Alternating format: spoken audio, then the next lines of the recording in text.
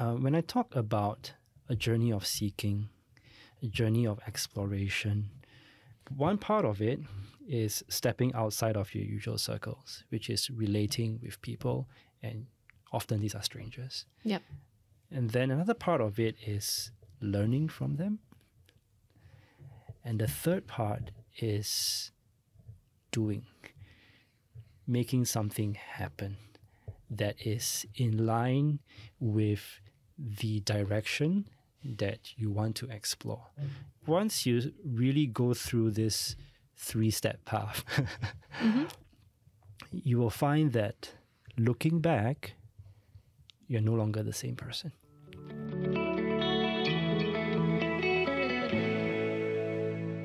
Welcome to Every Moment is a Choice. I'm your host, Erica Bahel.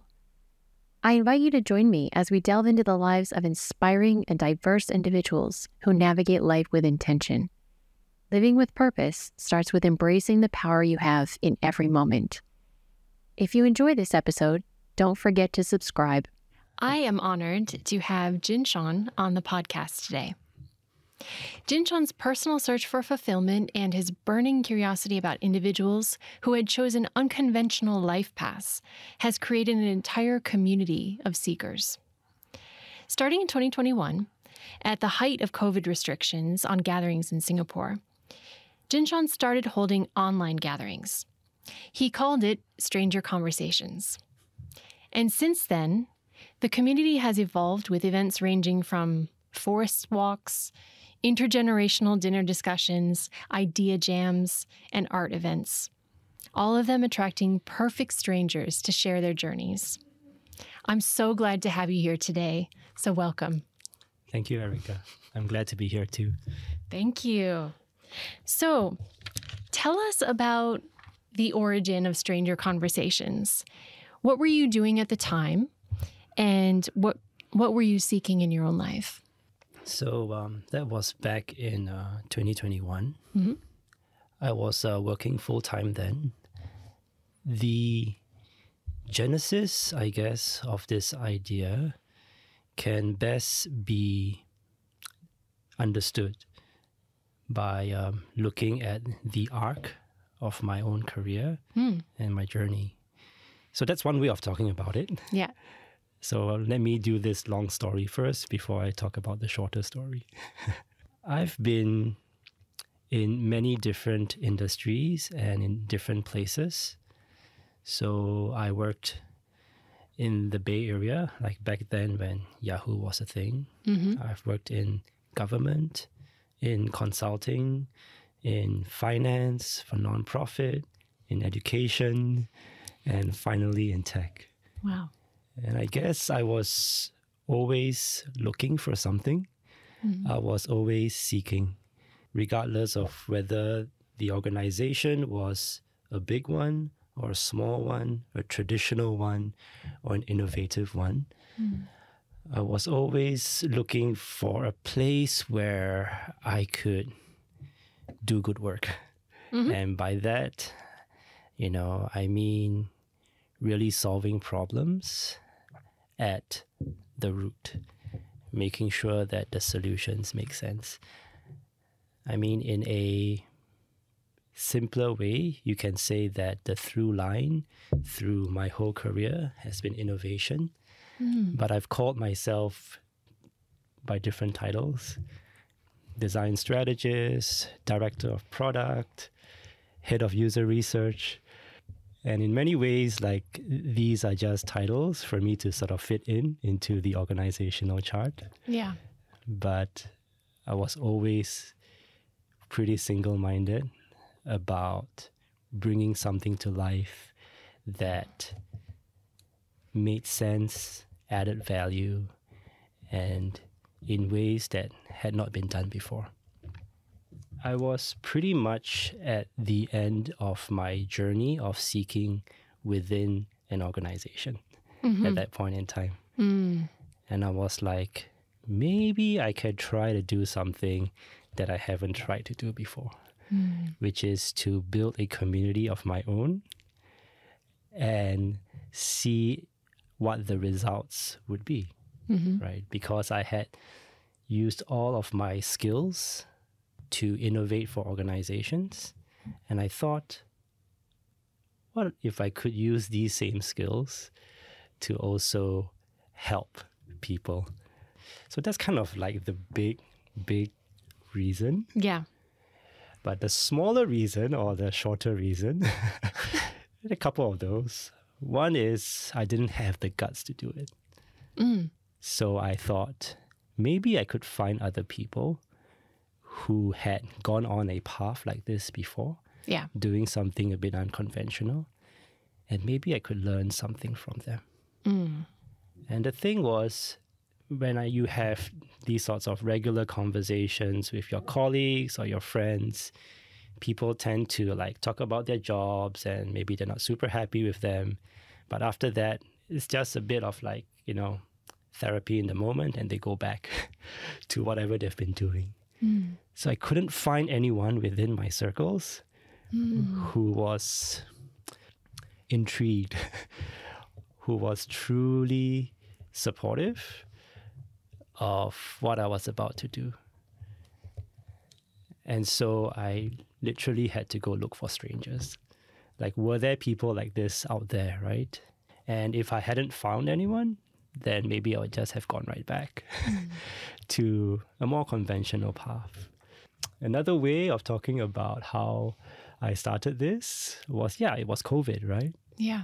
After having like what was pretty much the same conversation, it got me thinking, right? Like, how come all of these conversations that we have with the people who are close to us or people who are in our lives, right? Whether it's colleagues or friends or family, they tend to revolve around the same things. They tend to be rather circular. It's the same topics over and over again. And it's starting to feel a lot like an echo chamber. And so I was like, you know what? How can I get out of this, right? And I guess COVID just sort of made it even worse because it was just that much harder to simply explore and get out there. So I guess 3 reasons. How does that sound, Erica? That sounds good. I mean, it sounds like a lot, right? But I can see how all of these things have shaped what I now know, because I do know a little bit about Stranger Conversations, and I have attended some of the events. How this originated in something that you were looking for as well. I mean, you have created quite a community, but tell me, like, what was the very first event that you held? What did you do? Was it a Zoom call? It was on this social network called Clubhouse. The thing about Clubhouse, it's a little bit like radio, where it's audio only, but people can sort of interact with whatever program is going on. So it's a bit like, I guess, radio for the internet, right? Yep. Yeah. I think it was a startup founder that I interviewed. But the reason why I went with him, well, how did I get to know him? It was probably through a connection that I made just networking. And this person said, hey, you know what? I think you should talk to this guy. Yeah. Because at that point, every person I spoke to, I tried to sell this idea of Stranger Conversations. Sure. In the hope that someone would bite, someone would say, this is a good idea. Either, as this person did, recommend a guest to come on, or be part of my sort of initial audience. Yeah. And how many people showed up to this first event? I would say it was under 10 people because I brought some of my connections and he brought some of his connections as well. Yep. And a couple of folks did drop by, thanks to the way that Clubhouse is set up. Yeah. I recall the guest was saying, when he started his journey creating this startup, an ed tech startup, and even today, which at that point I was talking to him, he still had this bunch of post-its, just all like stuck in front of him, and every post-it would have some sort of like motivational message. Right. It told me, and this is a theme that would be repeated over and over again, how this journey off the beaten path is something that is so full of self-doubt, full of anxiety, loneliness, I guess. No matter where you are on this journey, whether you have just started, whether you're sort of a few months, a year or two in, even if you have some measure of success on the outside, it's still a roller coaster of a ride. Some days you're going to feel like you nailed it. And other days you're going to feel like, why did I start this? Yeah. Yeah. I was quite surprised at how open he shared all of his challenges and his difficulties. And I was surprised how well it went. Right? I mean, nothing major sort of like went wrong. It just gave me the confidence, just in that little moment, a little bit of confidence to move on to the next event and then the event after that. Yeah. But, reassurance, I found, is a bit like petrol in the tank. You kind of always need to top it up. Yeah. Yeah. I'm not surprised about the motivational quotes because I think a lot of us who are trying to do this unconventional path, I totally agree. We need constant reinforcement, and usually it's not going to come from anyone else. We need to find it ourselves. I listen to podcasts. I listen to motivational podcasts. I don't have sticky notes yet, though. So how did, you said you felt reassured that the event went well. You had a guest who was very willing to be vulnerable and be open about his experiences. How did the audience respond? Oh, they had plenty of questions. I can't remember exactly what those questions were. What I do remember is how pressing those questions were, if that's the right word. Like, it felt like the people who were asking these questions came from a place of need, came from a place of like, oh, I really do want to know, right? How did you overcome this part? How did you gather yourself as the world was falling apart around you? And it seemed like it wasn't just out of politeness or intellectual curiosity. They were looking for some sort of answer that would mean something to them in that moment in time. But people were deeply interested in what he had to say. I think so, yes. So then you started organizing more events along the way. Yes. I mean, did it just take off from the beginning kind of soon after that, or did you kind of have to find your footing with types of events? So the attendance was around like 5 to 10 folks, at the beginning. And I remember how like anxious I was that, oh, no, what if no one shows up? And then like, I'm gonna like I would have let the guests down, I would have let ourselves down, right? That was quite a big source of anxiety for the first few events. I told myself that if it doesn't go well, then let's just call it a day. Let's just move on, right? And do something else. But there was feedback, from the people who participated, which was a source of reassurance that people wanted to see more. So I'll give you 2 examples.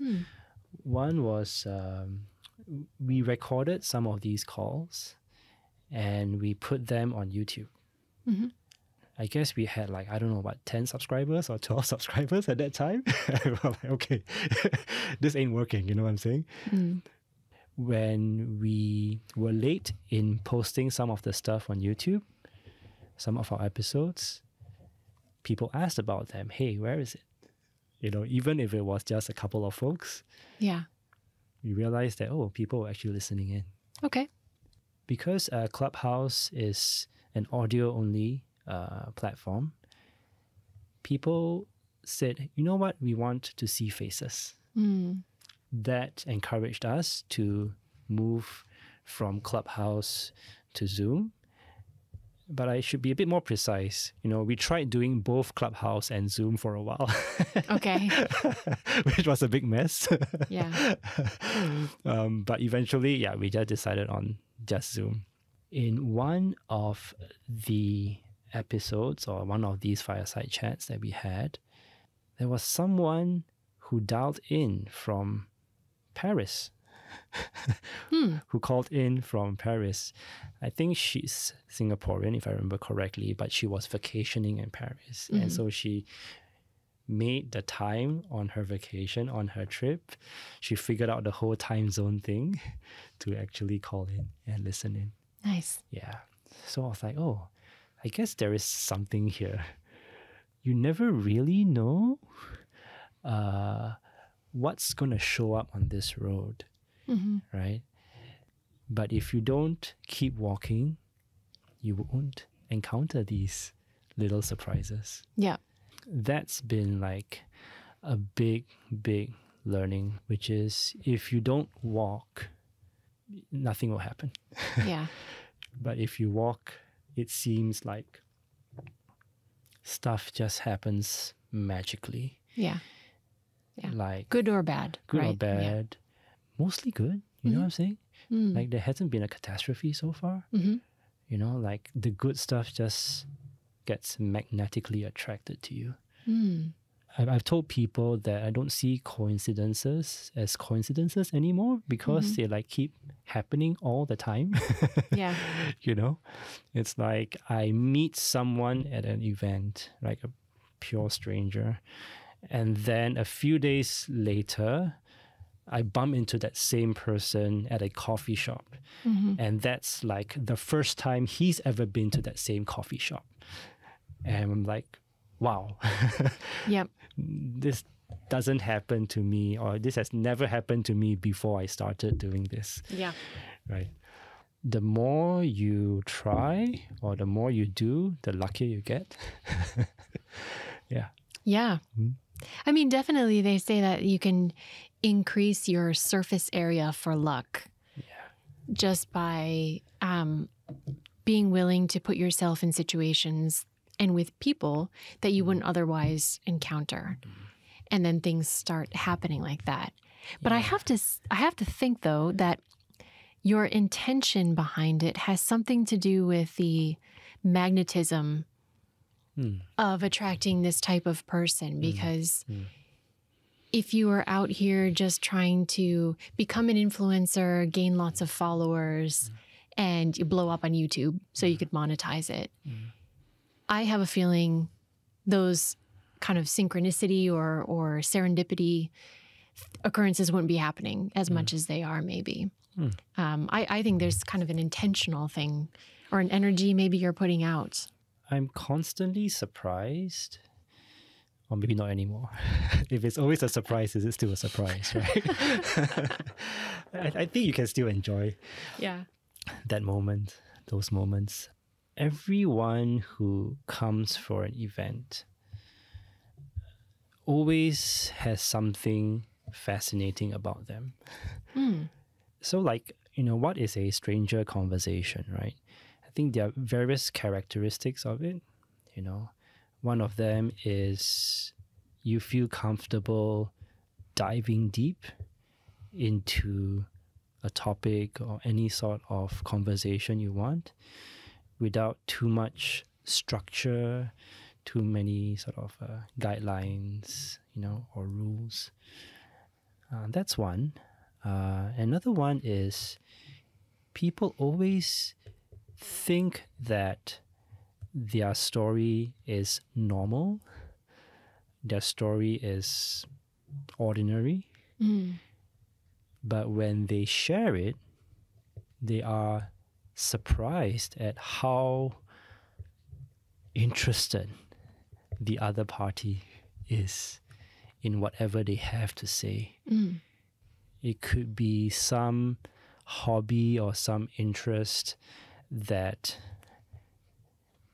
they felt a little bit shy about, and in other settings they've not quite gotten that same sort of enthusiastic curiosity in response. I never thought that our society was this curious and this interesting. But somehow, either we have gathered, we have like put out the bat signal, right? And all the self-selected people are here, or we are creating a certain sort of environment that gives people permission to be this way, right? At least in this local culture, when someone takes the initiative to connect with you, to talk to you, maybe it's even your old classmate from like decades ago, the first instinct is like, is she going to sell me insurance? You know? Right? Yeah. And I think that's a bit of, maybe it's a bit tongue-in-cheek, but you know, it could be one of the reasons why we just don't have this broad culture of speaking to people whom we don't know. I don't have to explain too much. You know, I say that, okay, you know, we're going to have an open house, or we're going to have a talk or a fireside chat about sustainability or conservation or stuff like that. And people just naturally take the time after the event to just like hang around and connect with each other, which is so different from many other events where like, okay, I'm here to sort of get what it says on the label, on the tin. Yeah. Right? And then I go off, you know, like no time. Yeah. Right? Yeah. And that was actually one of the moments, right, I can relate to you, that I saw that this could really become a community. So this could become, so it's more than just an events platform, I think, more than just a social networking space. So I remember we had this like a picnic sort of, you know, in the evening, where we're just having a fireside chat as usual. So this was after COVID, right? So we could actually meet in person. Yep. That was on the Empress Lawn in front of the Victoria Concert Hall. Very gorgeous place. You know, you've got like the lights of the skyscrapers, you know, all around. You got Sir Stamford Raffles, like, you know, looking over you. The event started at about 7. You know, the fireside chat was done by 8:30. People stayed literally till like almost the last bus home, right, until 11. And we knew what's 11 because, you know, the clock tower goes. Yeah. Yeah. That was like, oh. And people were staying back, you know, in a way that fascinated me, you know, from one big circle, which was the format of the fireside chat.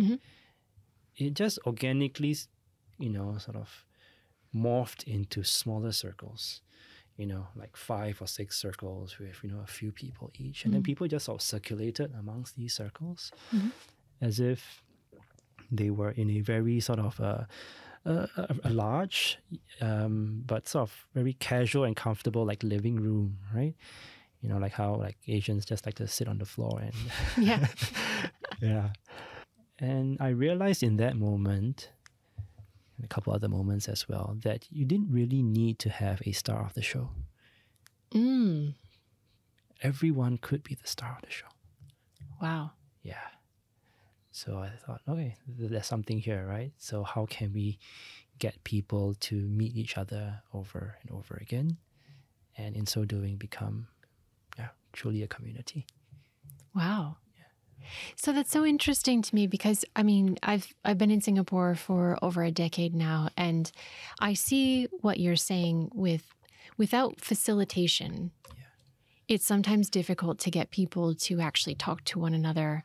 If they're attending some type of event, like you said, they come, they show up, they see the show, whatever, then they go back home in their own kind of groupings.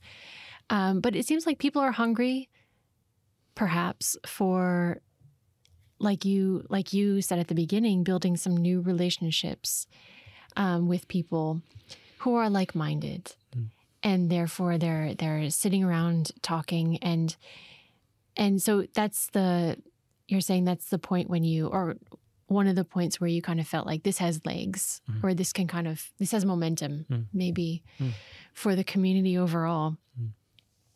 So did you have? I mean, you're saying it almost sounds like it just evolved kind of without any hitches or anything. Did you have any events or any missteps that you felt like, oh, maybe that one didn't really resonate? It's surprising how the missteps, if any, felt inconsequential.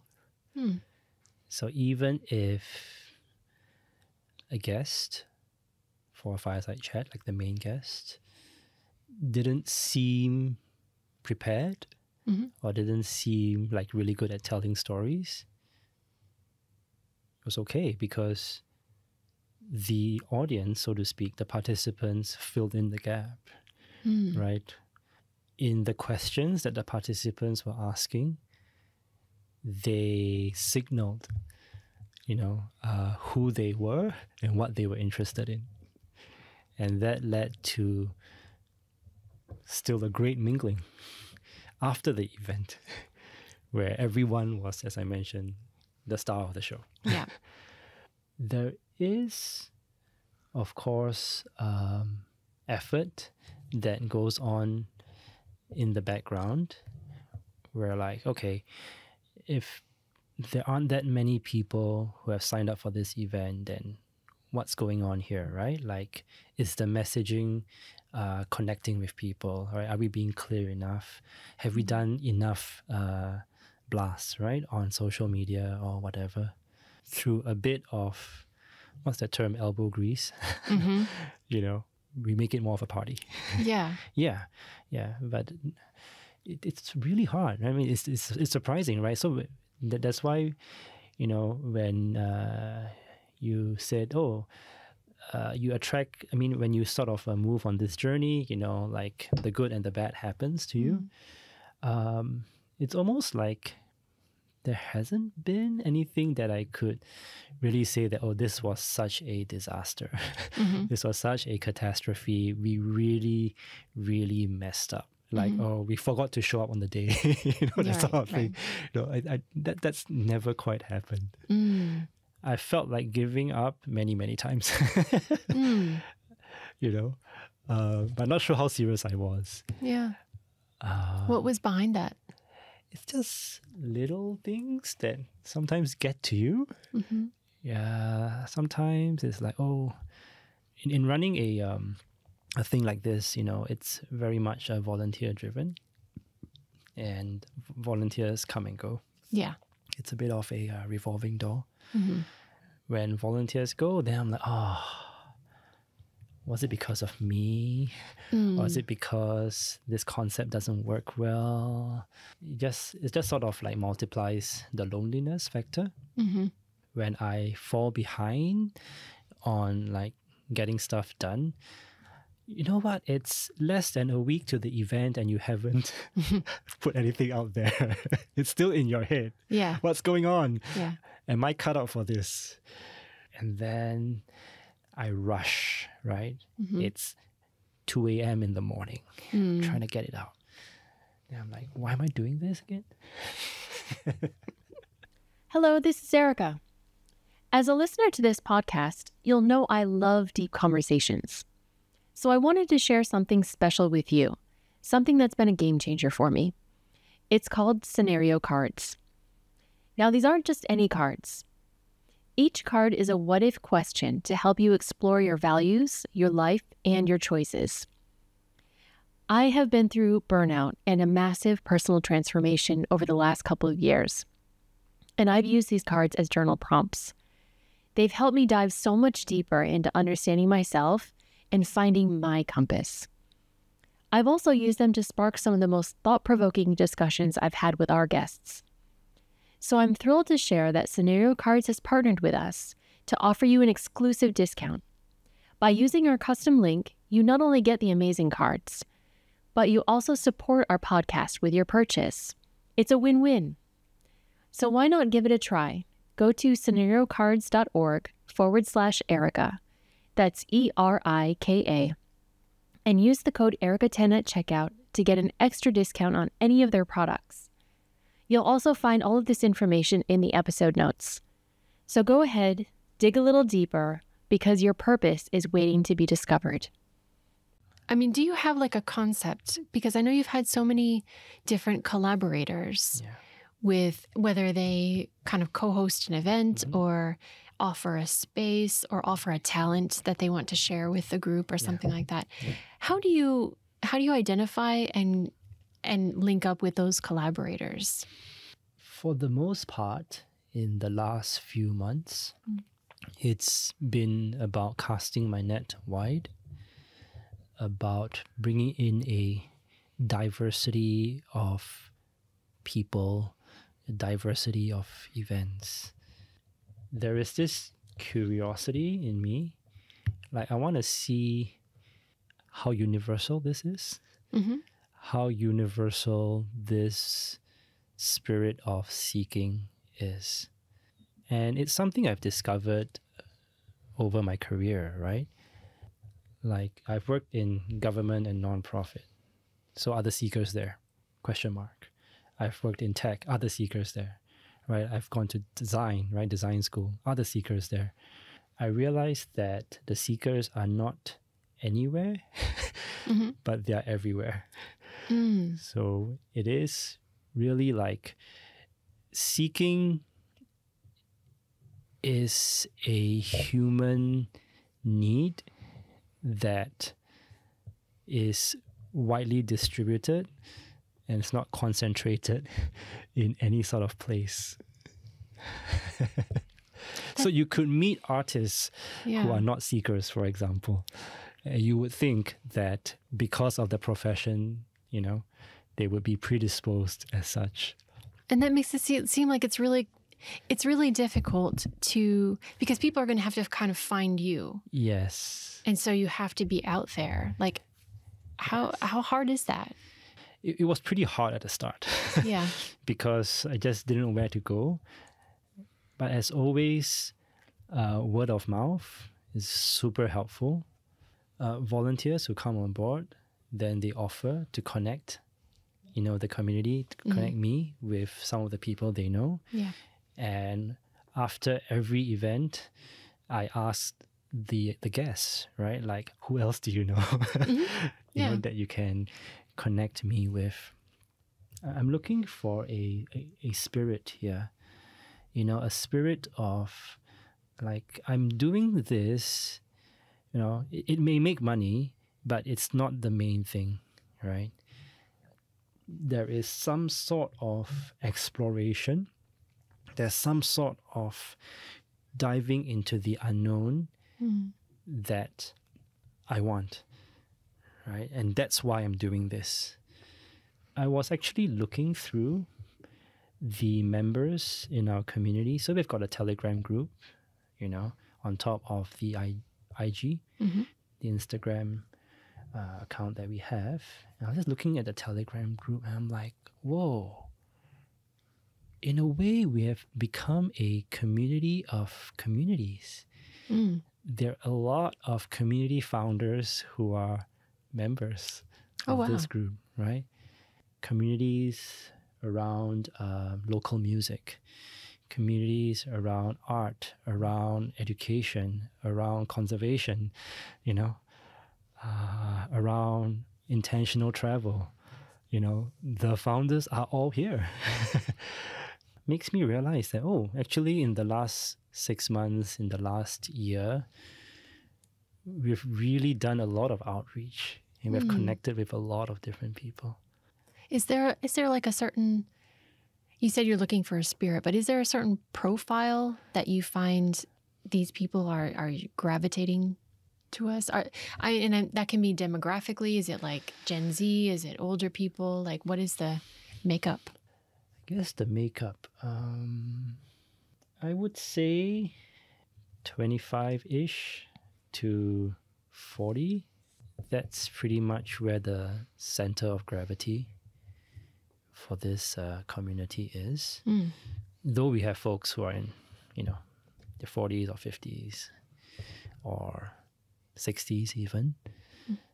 Like maybe it is a sign of the times.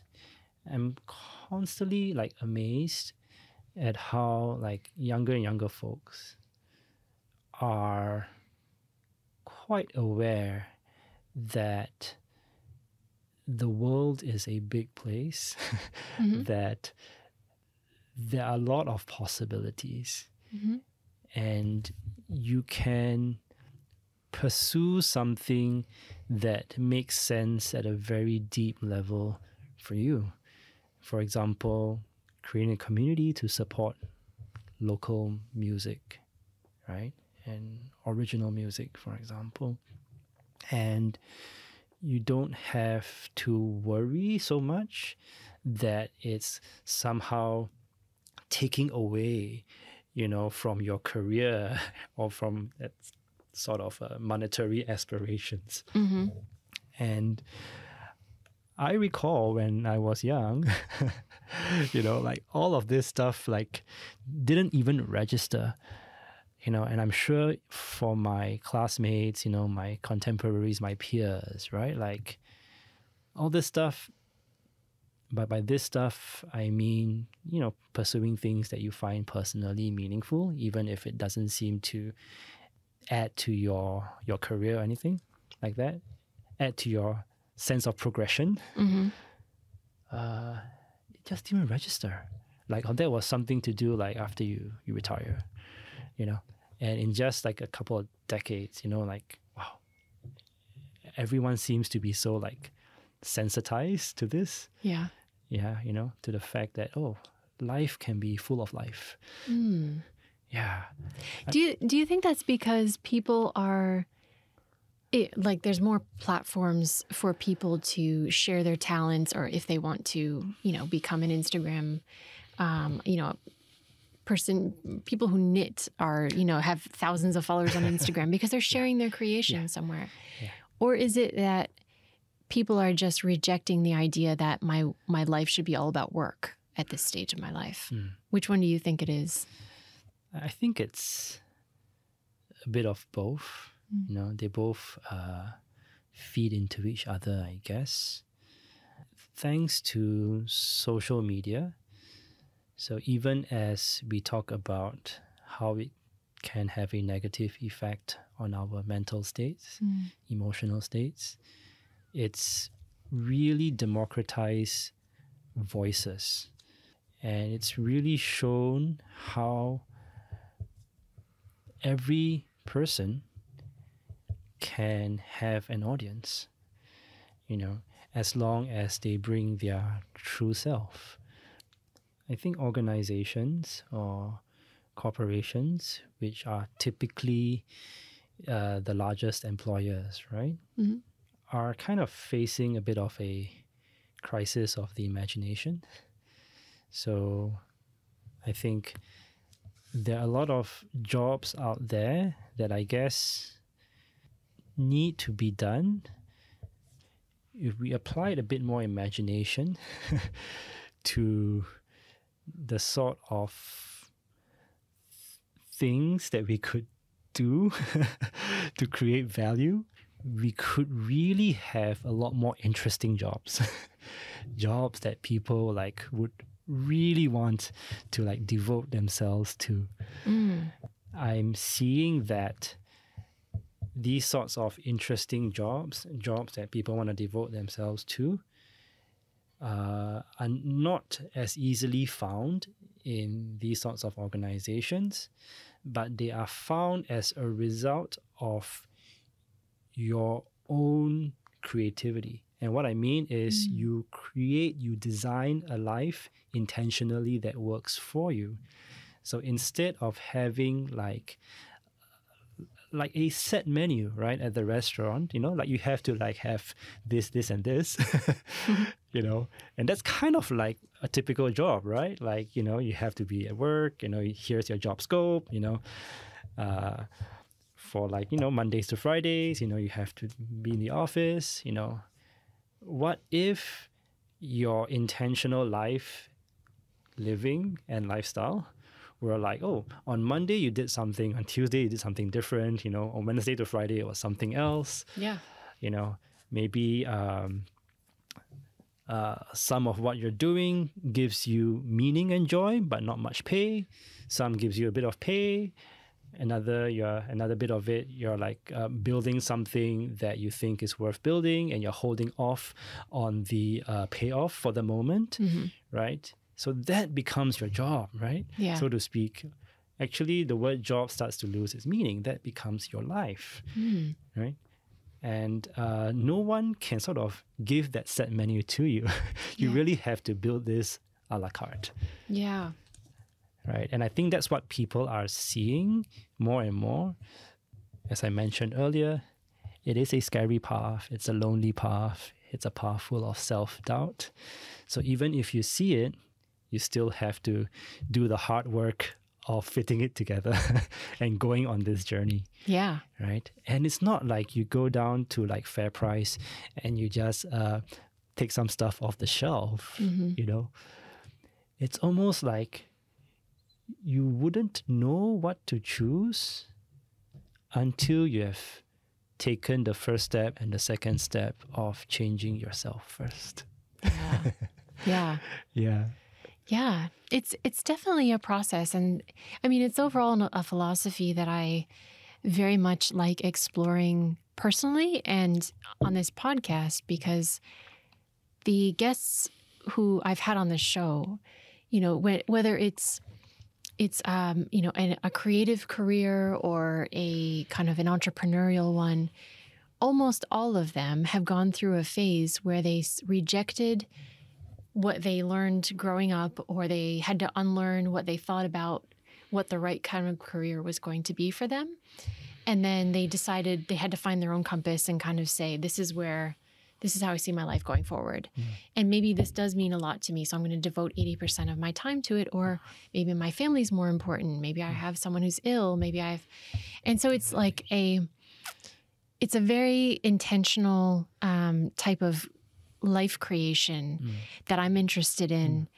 And something that I only kind of learned at midlife. Like I think I went through all this when I was like 45 or something.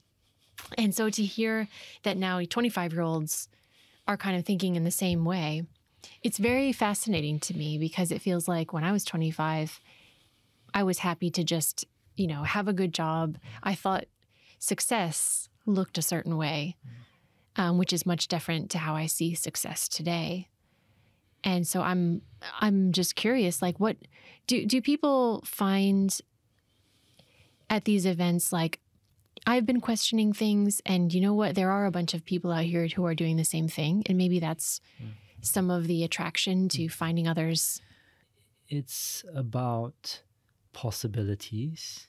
I like to describe, right, like our community space as one where we're sort of creating more than just a crack, right? We're sort of prizing open a very optimistic sort of space, in the midst of all of this societal and conventional narratives of what you should be doing with your life, what you should achieve by when, and what success looks like, right? And this space is held open by the people who are here.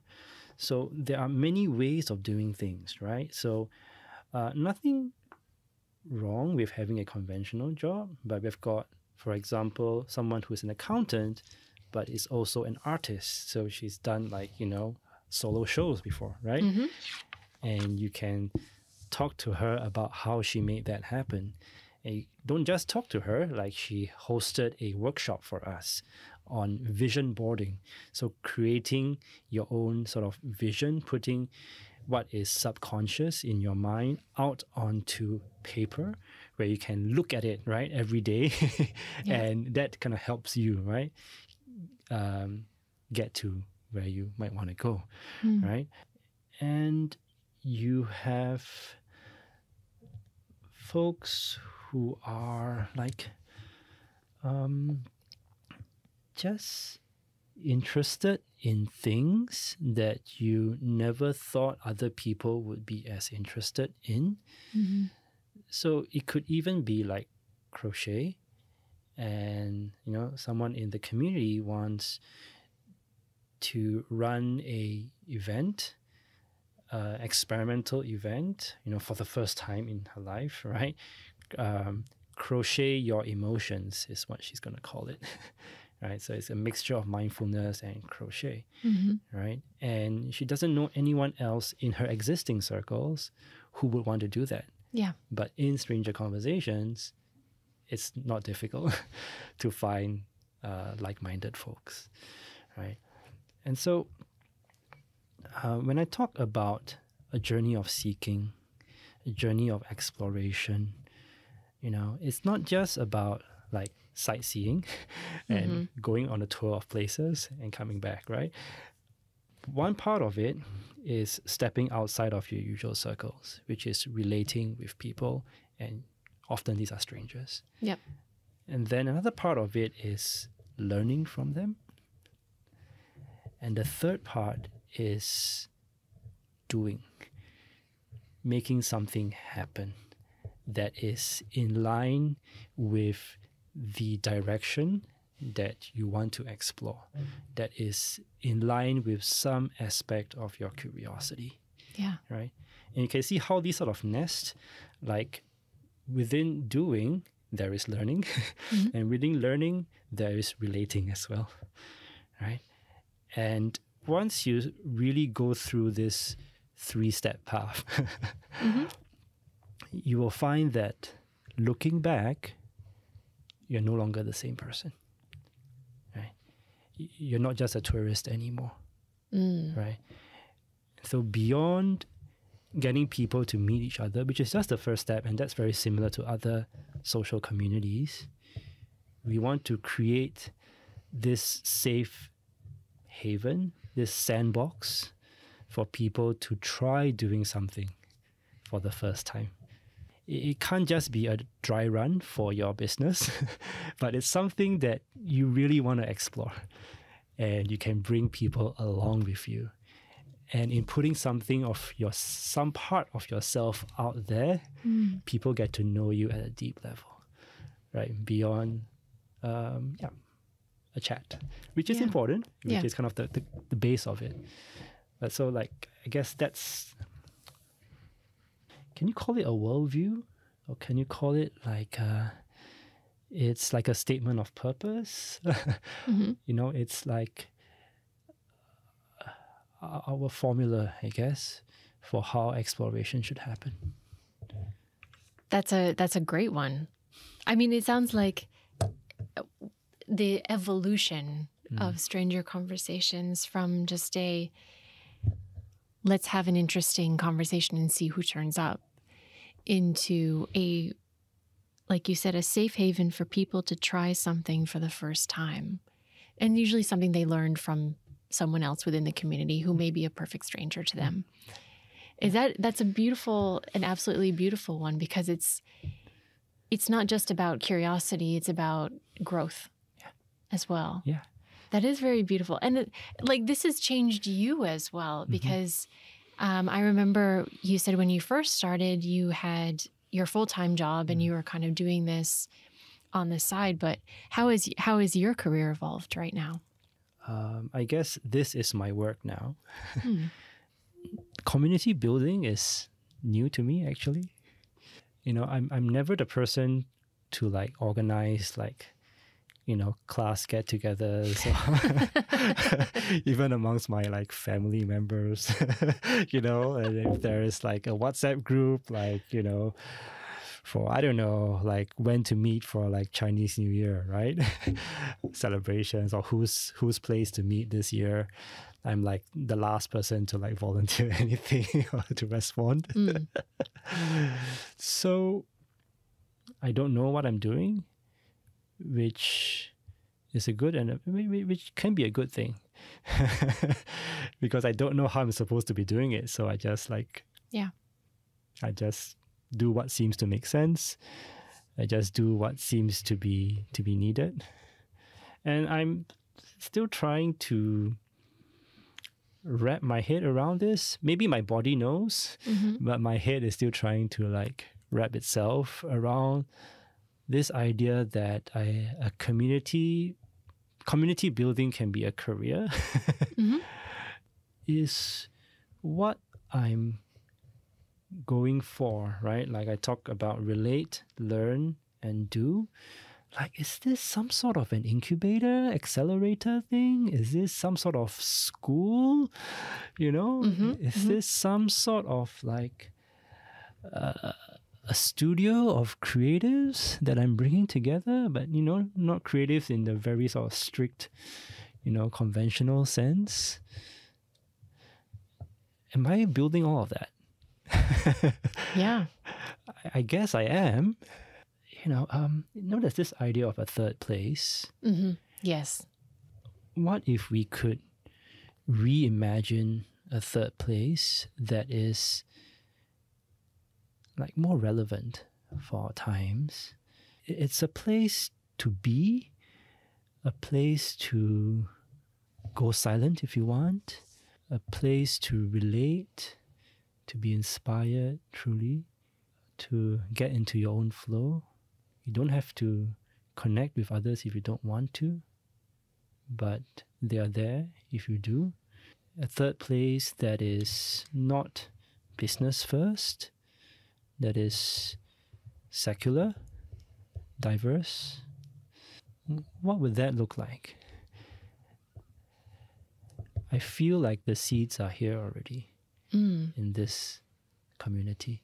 And you've got this is morphed from just being an online event and then in-person events to you have a physical space now here in Singapore where people can come. And is it super structured, or is it just a place to hang out, like this third place to just be? The contributors to the crowdfunding, I say, okay, you can come here and co-work. You can come here and hang out. Depending on the tier of contribution, you can also like book the space for events. So that's very sort of transactional in a sense. But what I'm trying to create here is the opportunities for spontaneous connection, for like the spillover from one event to lead to another event, or like people who are just like working or hanging around and they see an event happening and okay, just come, And as a result, that sort of serendipity just sort of is orchestrated, it just happens. Yeah. So this is literally still like version 1 or even the beta of what I think the third place could look like. And you mentioned this is like a shop house. Is it a shop house? Yes. So it's a shop house like property that you guys are sharing with another company. And you said you crowdfunded it. So because for people not based in Singapore property is super expensive. I mean, getting property here is very, it takes a lot of resources. So you were actually able to crowdfund this from the community itself. Yeah. So let me take you through how we made it happen. We had this festival of events in September last year called the Stranger Gathering. It was actually many gatherings, right, over the month of September. It started out as 3 events per week that I would host. and it grew into like 31 events in 29 days. So that's more than an event a day. And the reason that we were able to make that happen was because we supported the participants of this festival to also host, make happen their own experiences and events as well. Okay. So that was our first experiment in creating, like really sort of trying to create a core of the community by getting people to sort of come back over and over again repeatedly. Right. Many folks were exhausted by the end. But that was when the trust, I guess, trust is a big word. I guess people just sort of saw what this whole thing could be beyond just another events platform. Yeah. Right. And many of these folks went on to become the core contributors of our crowdfunding, right? Literally at the end of this festival, we had a dinner, and then I said, hey guys, what do you think if we had a space of our own, because we've had so many events, and almost every time we have to like shift, look for a new space, and then it's cost like, I don't know, $200, $300 a night. And I'm like, okay, is this a good use of our money and our effort, right? And so we looked around, various spaces, and the one that stood out to us was this one. It's a pretty nice shop house, right? It's along Geylang Road, the less interesting end of it, next to Paya Lebar MRT, which is great for accessibility. And there was already a tech company in that space who wanted to share the space with someone else as a way of reducing their rent.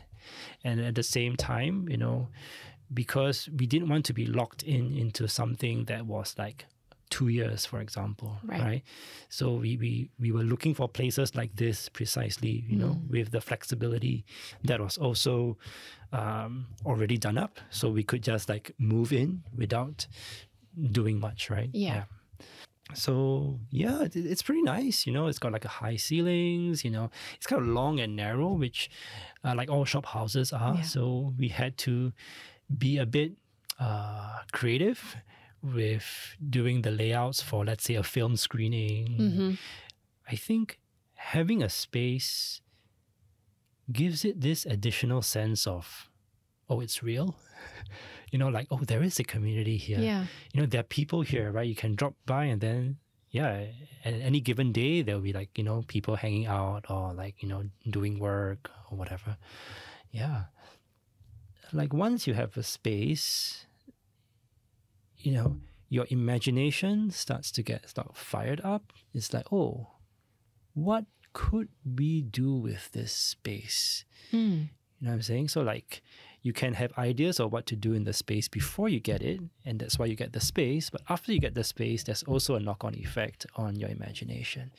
We had an improv performance. Nice. In that space. Someone almost did a cabaret. And I think we should have like get a bartender in and turn into a speakeasy or something. It's lovely to hear about your journey, because you just start something, and then whether it's serendipity or opportunity, or the universe is just wanting to endorse what you're doing, but kind of the opportunities start coming, the collaborators start coming, people start showing up again and again and again. And I get the sense from you that you are kind of still on a journey to see where it's going to go. Yeah.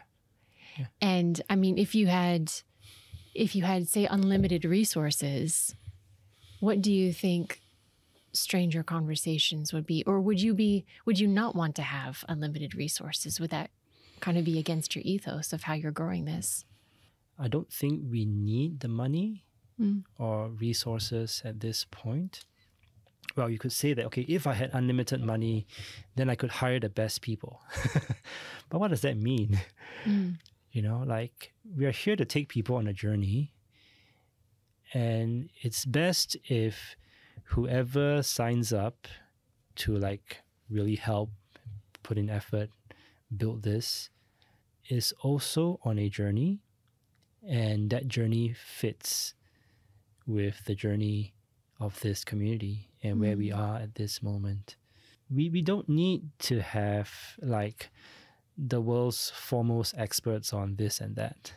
So there was this chap, he came for one of our open houses. Mm-hmm. It was pretty full upstairs at the shop house, so he was hungry, so he went down with like 5 other ladies for dinner. Mm-hmm.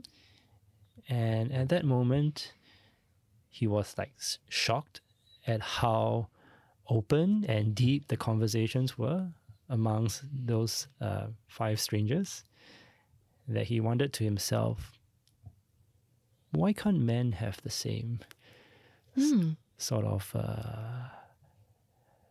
sharing, you know? Like within the week, he sort of messaged me. I was like, hey, Jin Shaun, like I want to do a men's circle. Very nice. Yeah. So we talked more, and he was like, yeah, but I don't know if, you know, I can do it. You know, I'm the right guy to do it. And I told him like, well, there are only 2 qualifications, right? One is you want to do it, and number 2, you're a man. So do it. And I think his story then becomes part of the experience. Yeah. Right. So as opposed to like, let's say we hired a professional facilitator to come down and facilitate the men's circle, right? Which I don't think would have that same effect or that same authenticity to it. It would be nice to have some money, I guess, you know, so that, you know, maybe volunteers could get an allowance or something like that, you know, but it's not the main thing, I think. Yeah. If we had a lot of money, could we like, we could buy a space. But, you know, like I want people to feel a sense of ownership over this.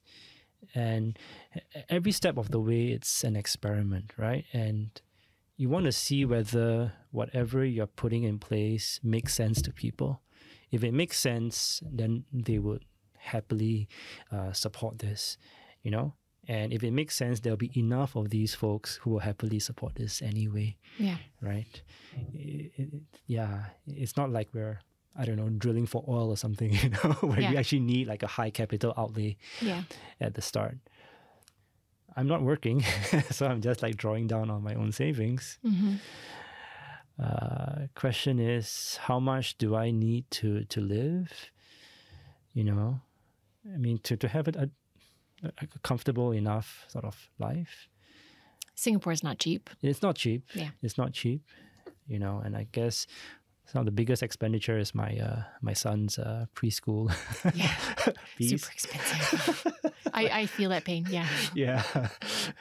So I guess there may be some sort of time limit on how long this experiment runs. Yeah. You know, but I'm not feeling the pressure to just give up because of financial reasons just yet. Yeah. I mean, it's an interesting question, right? Like, can money buy everything? Right. Or can it ruin everything as well? Yeah, it could. It could, right? It could, right? Like, there were people whom I had never even spoken to or even like shown up at an event before who just chipped in for the crowdfunder. That's crazy. Why? It's crazy. It's crazy. Yeah. You know? So there are people like this out there, right? And there is something in this, right? Yeah. Yeah. And it's up to me to keep refining, right, the concept, right? If I had like $10 million, then I wouldn't need to refine the concept. I'll just, okay, whatever Jin Shaun wants, Jin Shaun gets, right? Yeah. And then it might just be sort of off the mark in some ways. Yeah. Yeah.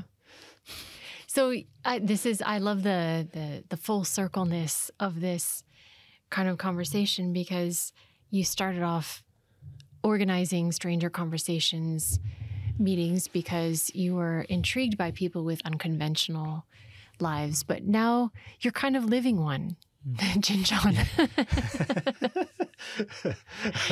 So what would you what would you advise to, I mean, it sounds like lots of people are already taking part and participating.